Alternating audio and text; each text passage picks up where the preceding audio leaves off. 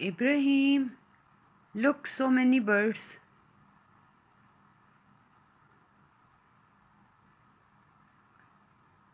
I had put rice. उस दिन जो चावल पकाए थे ना, आपने खाए भी थे, ये वो चावल डाले हैं मैंने, राइस डाला है चिड़ियों को।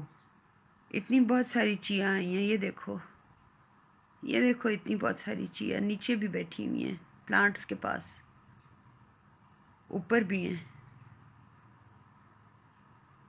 ये देखो,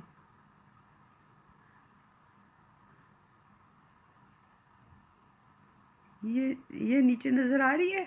ये देखो, ये बड़ी वाली चिड़िया 2, ये देखो,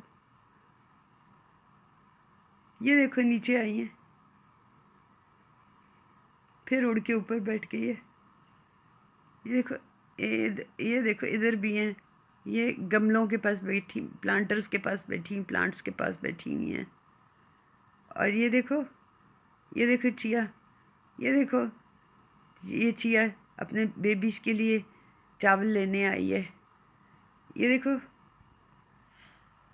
ये नीचे भी है, ये देखो ऊपर भी है।